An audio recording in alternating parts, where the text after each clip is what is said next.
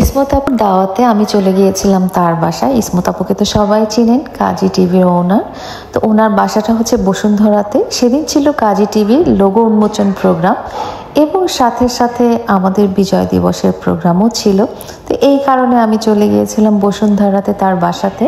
আর তার বাসাতে আগেও গিয়েছি। এটা হচ্ছে ডায়না, ওনার খুব আদরের একটা পাপি। তো এই ডগিটা আমাকে আগে থেকে চিনে। আগে যখন গিয়েছিলাম তখনই ওনার এই ডগিটার সাথে আমার পরিচয়। তো আসতেই আমার কাছে লাফ দিয়ে চলে আসলো। শাড়ি পরেছিলাম তাই কোলে টোলে নিতে পারলাম না। তো যাই হোক, বিজয় দিবসের প্রোগ্রামের সাথে মিল রেখে আমি গ্রিন কালারের এই শাড়িটা পরেছিলাম। এটা নেওয়া হয়েছিল গুলশানের একটা দোকান থেকে, যেখান থেকে আমি সবসময় শাড়ি কিনি। আর দোকানের নামটা নাই বললাম। আমার সাথে কিন্তু অনেক সাংবাদিকরা ছিল যারা আমার ছবি তুলছিল, ভিডিও নিচ্ছিল। তো প্রোগ্রামটা আসলে আয়োজন করা হয়েছিল ছাদে। আর ওনার ছাদটা অনেক সুন্দর, লিফট দিয়ে উঠতে হয়। ইসমত আপার সাথে আমার একটা পরিচয় ওনার টিভির একটা ইন্টারভিউ শো এর মাধ্যমে, এবং উনি এত অসম্ভব একজন ভালো মানুষ এবং উনি এত আপন করে নিয়েছেন আমাকে যে একদিনের পরিচয়তেই উনি আমাকে এত সুন্দর একটা অনুষ্ঠানে ইনভাইট করেছেন। ছাদটা কিন্তু বিশাল, এখানে অনেক গাছপালা ছাড়াও অনেক সুন্দর সিটিং অ্যারেঞ্জমেন্ট ছিল, আর ভিতরে একটা সুন্দর রুমও ছিল। তো রুমের ভিতরে যে আমি তো খুবই অবাক যে এখানে কারা এসেছে। ডিএ তায়েব ভাই এসেছে, ডক্টর সাবরিনা এসেছে এবং ইসমত আপু তো ছিলেনই।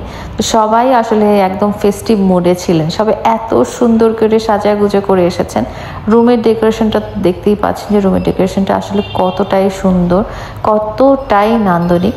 তো আমি আসলে শাড়ি পরে খুব একটা কমফোর্টেবল ছিলাম না, চলাফেরা করছিলাম না। তারপরে মনে হলো যে বিজয় দিবসের এই দিনটাতে আসলে একটা শাড়ি পরাই উচিত ছিল। ডিএ তায়েব ভাইয়ের সাথে আমার এটাই ফার্স্ট দেখা, অ্যান্ড উনি যে একজন অসম্ভব ভালো মানুষ।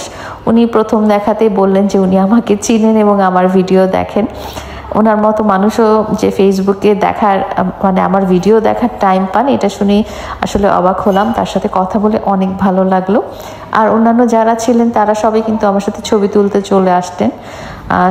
সব সাংবাদিকরা ওয়েট করছিলেন যে আমার সাথে কখন কথা বলবেন। আর এই যে ইসমত আপা একদম লাল পরি হয়ে আসছেন, বিজয় দিবসের সাথে ম্যাচ করে উনি রেড কালারের শাড়ি পরেছেন। যাই হোক, অনেক সুন্দর একটা ইভেন্ট ছিল।